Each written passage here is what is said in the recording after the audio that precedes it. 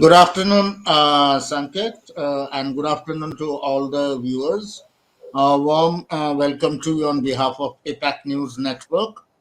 For your information, APAC News Network is a media organization headquartered out of Noida and with a pan Indian presence and presence outside India in Dubai, Singapore, and Malaysia. So we primarily focus on enterprise IT, BFSI, manufacturing, as well as startups. So primarily, today's discussion, we would like to hear more about the Elixia solutions, specifically in the logistics space, and basically discuss even the future roadmaps. So the best way to start would be, Sanket, if you can introduce yourself and maybe take us through the genesis of Elixia Tech as an organization. Sure, yeah. So, firstly, thanks a lot for accommodating me and really appreciate that, Rajneesh. Okay. I am Sanket, founder of this company, Elixia. Started this company in 2011. Was in US, did my master's there in computer science with information assurance concentration. Worked there in a small logistics company. The company focused mainly on machine learning and artificial intelligence, but on the logistics space. That is when I started realizing the unstructured logistics environment here in India made me fly back and start Elixia. So I started Elixia in 2011. For the first 4 5 years, I was into telematics space. That is intelligence based on data captured through GPS devices. And from 2015-16 onwards, I started, of course, interacting with a lot of supply chain heads and logistic heads and started conceptualizing this wonderful product called Supply Chain Control Tower, which I launched in 2016-17. And from there on, it just picked up. So as on today, we have like about 1,500 customers using at least one of our solutions in India and globally as well. So that's what Elixia is all about. And mainly focusing on logistics, procurement, warehouse, inventory. Uh, that's typically the entire supply chain as a whole, Rajneesh. Thanks. So now, specifically, you just mentioned it, but I would like you to elaborate more on the solutions and services that are currently in the Elixia portfolio and that are available in the Indian market, and what are the segments they are being deployed, and what are their use cases. Sure. So if you consider Elixia, we have on our portfolio about 23 products which actually talk to each other, and mainly focusing on. So it all started with visibility. So mainly focusing on tracking, helping us let customers know where the shipment is or where the good is, at what speed is it running, how much distance has it traveled, whether there are stoppages, delayed deliveries, what is the estimated time of arrival for goods to reach destination. So this is like one of our products, which is called tracking. Likewise, if you consider supply chain, it's split into pre-transit, in-transit, and post-transit, three phases. Pre-transit mainly focuses on planning. So whatever a dispatch planner does or a distribution planner does, the Elixir as a tool or as a software does it for customers. So there is no need of dispatch planner as such. There is no manual intervention. There is no Excel sheets required to actually plan dispatches. Based on SKU dimensions, SKU weight, based on vehicle payload capacity and vehicle dimensions, the system automatically determines how many vehicles to procure and what type of vehicles to procure. So these are soft bots helping us do so. So whether to procure 32 feeters or 32 feeters single axle and 40 feeters will do the job, thereby helping save cost based on heavy vehicle utilization, followed by automated indenting process wherein the system automatically allots orders to transporters and transporters revert back with their vehicle details, driver details, and LR details, and so on. Then the actual in-transit module starts, wherein we typically do the tracking. Here, our strength is cold chain.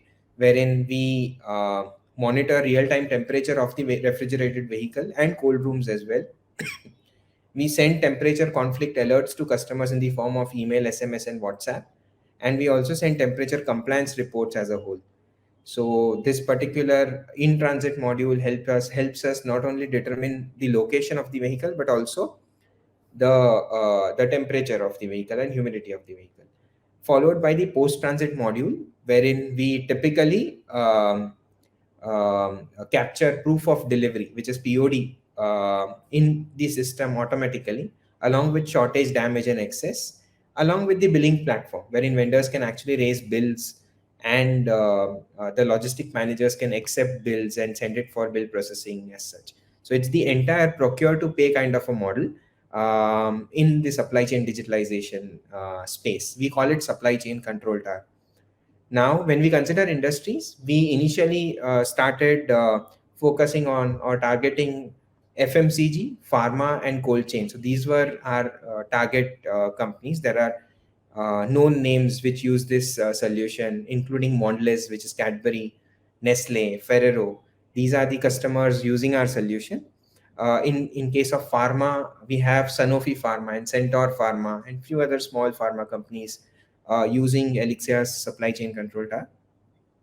And then several cold chain companies actually use it. Um, and then slowly and gradually, it's been like a couple of years, we started building industry agnostic supply chain control tower, not focusing on a particular industry, helping us crack a lot of deals beyond FMCG and pharma.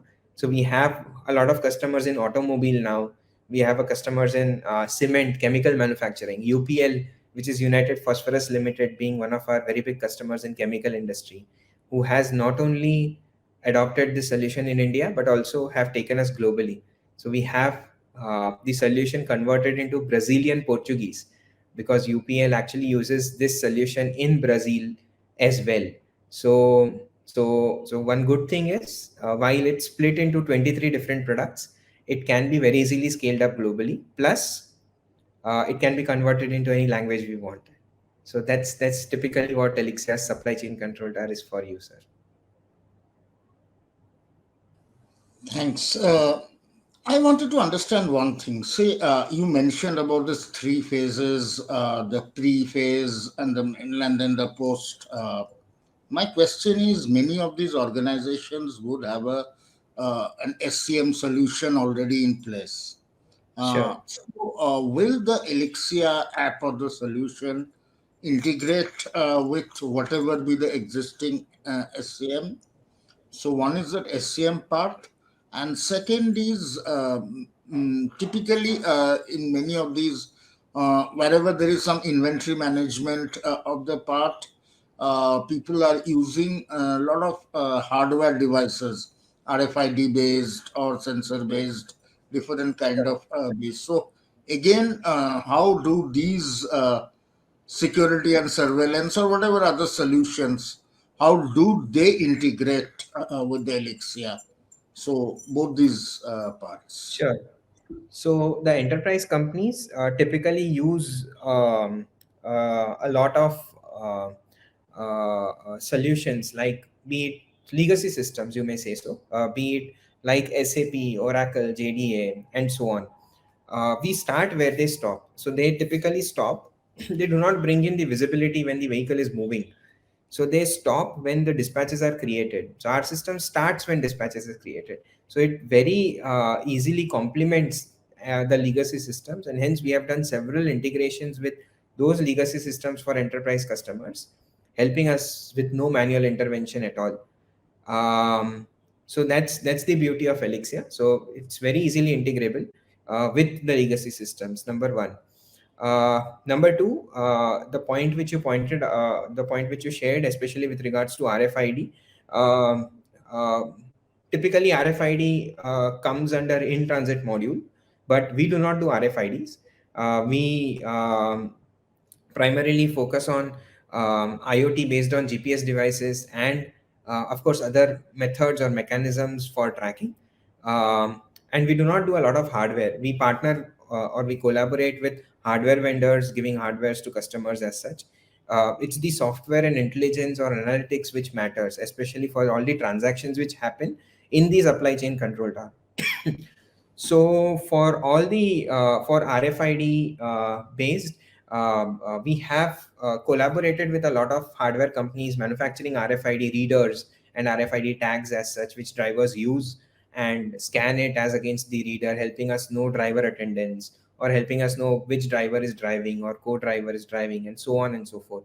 But and that's how the software helps us detect the scans, especially with regards to RFID. But the focus of company still remains on GPS when it comes to IoT, helping us capture real-time location of the vehicle, helping us because it's very accurate. We capture data every 10 seconds or 15 seconds based on what the requirement is, helping us know not only the real-time location but also speed of the vehicle.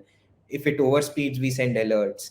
We send alerts in case of stoppages. So when the goods are in transit, and if someone wants an alert if vehicle halts for more than 2 hours, we typically send alerts to customers in the form of SMS and email, so that they can then investigate and take necessary actions accordingly. So yeah, and we do not really intend to get into a lot of hardware. That's not the business model. The business model is typically building control tower as a whole. Okay, but one question, the second part. Uh, since even this in transit or the post transit, there is a lot of sensitivity about these information. They Sure. might be of whatever you mentioned, FMCG, or be it pharma or even automobile. These are very what I can say competitive industry, and these informations are very sensitive, Correct. and especially since you are deploying a lot of IoT sensors, Sure. and typically while the IT security part normally is taken care of, there is a often a problem with the OT security thing. Sure. So keeping in mind this sensitive data, and you are deploying these sensors there, the GPS based sensors that you are mentioning, so how do you ensure the security aspect of it?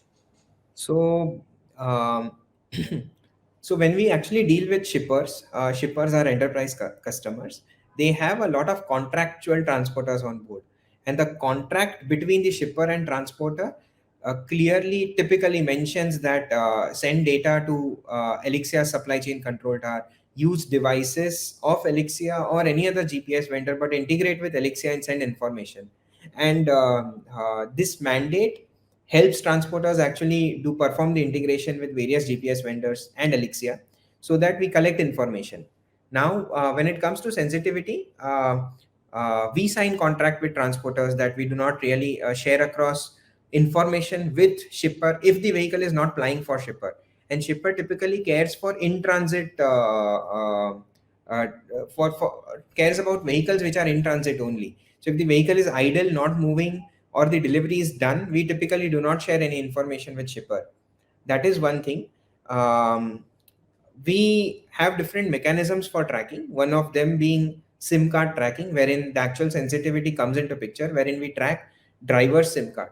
So we are affiliated with all the network providers: Idea, Airtel, Vodafone, which is now V. So V, Airtel, Geo, BSNL. So if a driver carries one of these SIM cards, we come to know driver's location at regular interval, but for which at the time of loading, driver actually has to send a consent.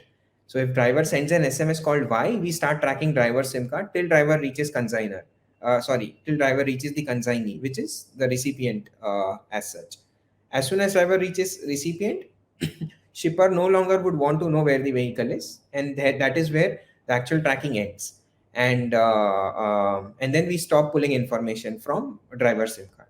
So this is how we maintain security related aspects, operational security related aspect for tracking, and ensure there is privacy all across.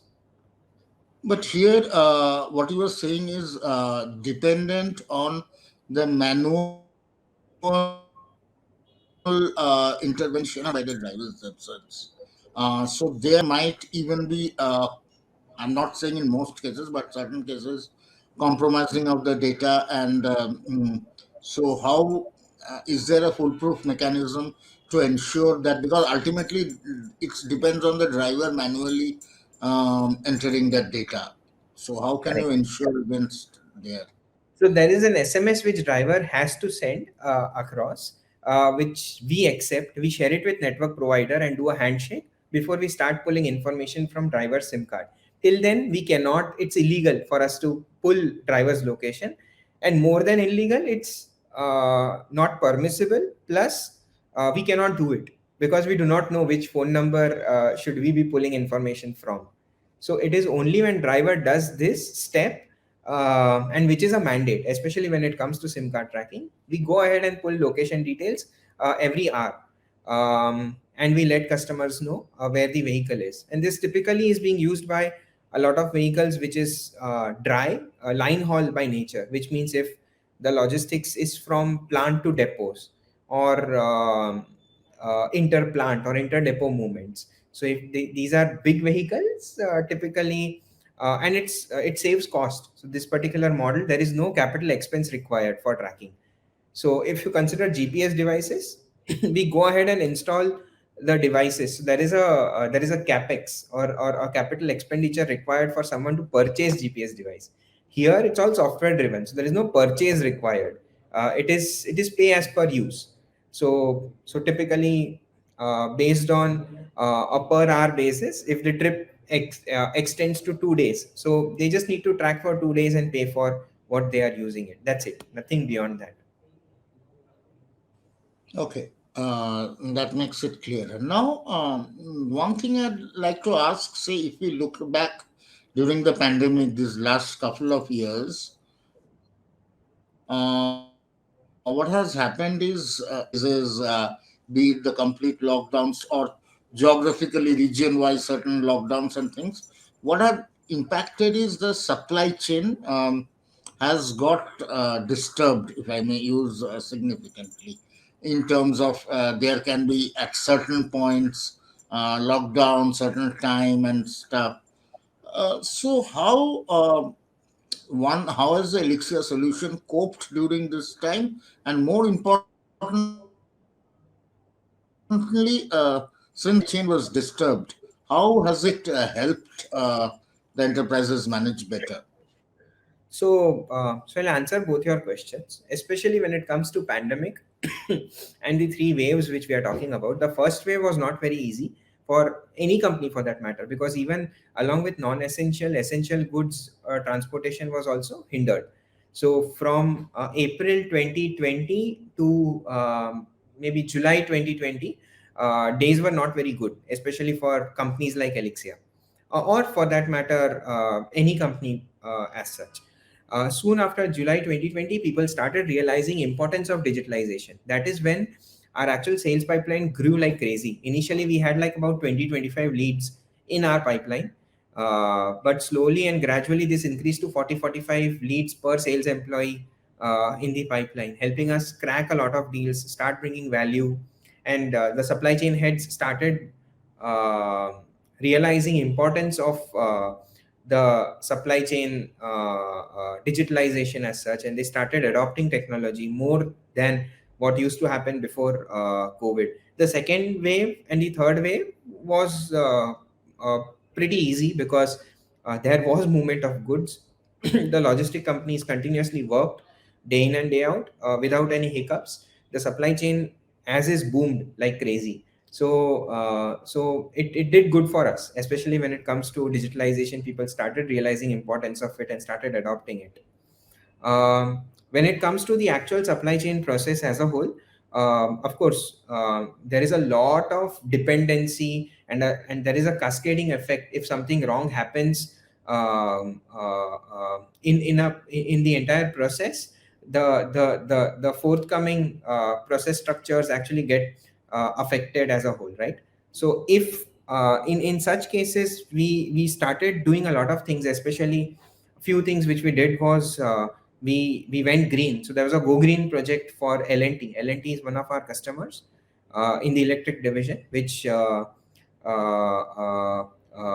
whom we actually did the entire track and trace and the entire TMS deployment. So when it comes to track and trace, we generated LRs and PODs on the fly, real time, without any printing of papers as such. So we went green that ways.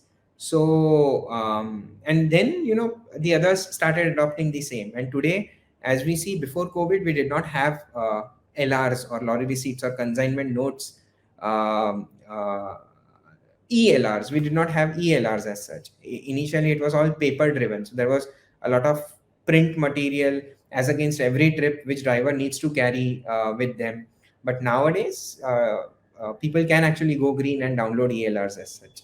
So the adoption started in the late 2020s, and now everyone, almost everyone, every enterprise company actually go ahead and do this, if that Okay. helps. Talking about this ELRs part, one thing is, though the connectivity situation across the country has improved much, having said that, your solution typically will work across these consignments are going across. There will be areas which are relatively remote and where the connectivity, quality of connectivity is definitely not uniform or better. And since you are talking about ELRs and more digitization of the process, where does the challenge of connectivity come in, or is there a challenge at all? Um, See, ideally, connect. So our solution is cloud based. So even if we have, like, a typical internet, a small, so 2G or even a 3G internet facility anywhere at the consigner's end, we need not just print the LR. LR gets generated there itself at the source. So so the good thing is, you generate LR in the solution of Elixia. Do not take a printout of it, but the data automatically gets transferred to the driver's phone, and driver's phone can actually have the LR, wherein driver can show the LR to the respective stakeholders wherever necessary and take things ahead. So we do not really require connectivity all across.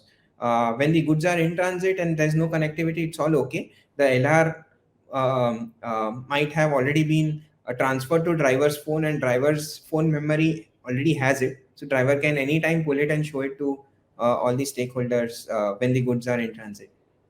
If that answers the question. Yeah, thanks. So now coming back, you mentioned initially about some of the customers. So I would like to know some of your marquee customers across different verticals. Sure. So when we started supply chain controller in 2016, few of them started using our solution, like um, Mondelez, Nestle, and Ferrero from the FMCG segment, Sanofi Pharma, Centaur Pharma from the pharma segment. A lot of startups started adopting it, like PharmEasy, Licious, CureFit, for their cold chain refrigerated vehicle movements and their cold rooms as well. Customers like Action Group already use my solution. Customers like Snowman use the solution. All Cargo is one of my customers who use it. So there are like about 1350 customers already using one or more module of Elixia as a whole. So there are like 23 products, as I mentioned. So one, at least one of these 23 products is used by these 1350 customers today. So yeah, so these are the few customers. One of the very big customers from chemical industry is United Phosphorus Limited, using this solution for all segments of logistics. Actually, logistics is split into various segments. If you consider surface transport, one is the inbound, one is the line haul, one is the distribution, last mile delivery, be it imports, exports. So the good thing is, UPL as a customer uses it for all their segments of logistics. Of course, not considering rail, air, and sea. So if you consider modes of transportation, we have rail, air, sea, and land, which is surface. So Elixir currently stands strong on surface transport. And of course, in the near future, we will bring in rail, air, and sea, helping us start bring global visibility all across. So that whenever a shipment is shipped from, say, in the remotest location of Brazil to somewhere in India, we will know where exactly the shipment is throughout globally. So that's what Elixia intends to do in the near future. So currently, it's all the within the domestic. Whatever we Yes. both inbound and outbound is within domestic. Correct. So we stand strong on inland. So that is what we started with, because that is where we started realizing the need. Visibility, inland visibility was the need of the hour. So we started doing that, and now slowly and steadily, as and when everything opens up. Like for instance, if we consider air, aviation is one thing which we are wanting to focus on, which is drone control tower is what we are building for drones, which is for drone delivery.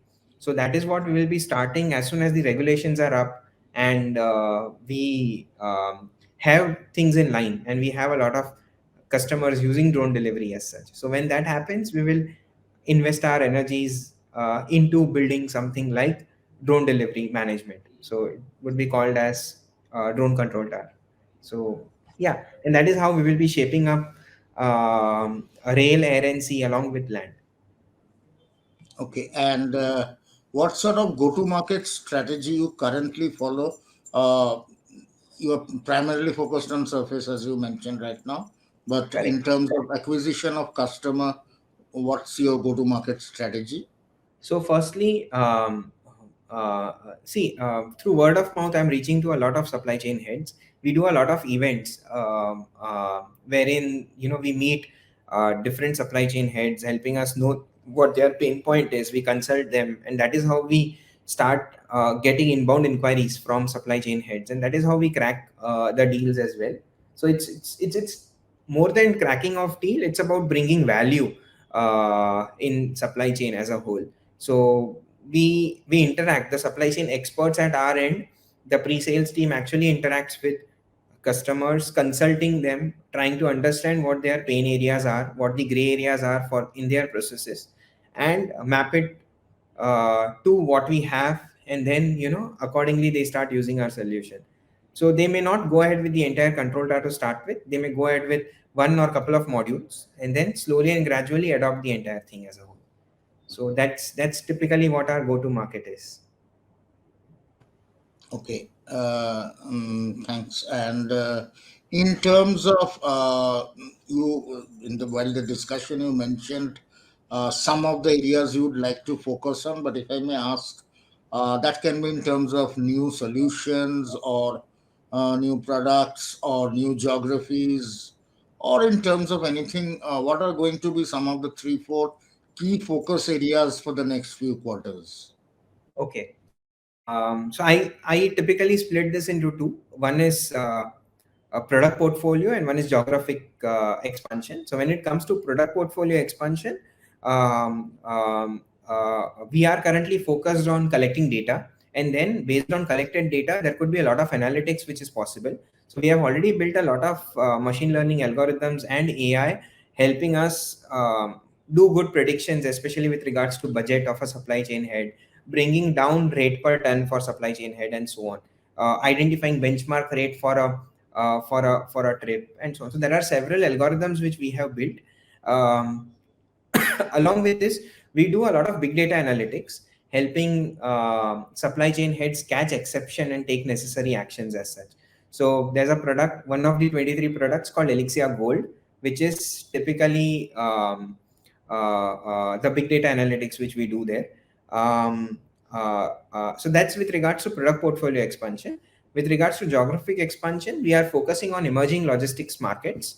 To name a few, we in the short term, in the next 6 months, will be targeting Middle East and Southeast Asia.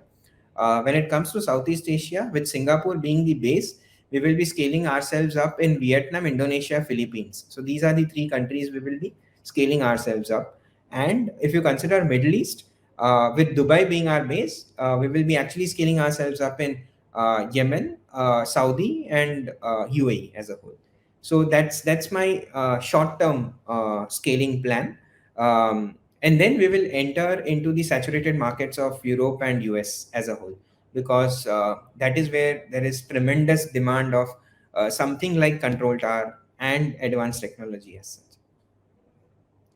So doesn't it make sense somehow, especially when you're looking at talking about this expansion into newer markets, both the emerging markets as well as the developed markets?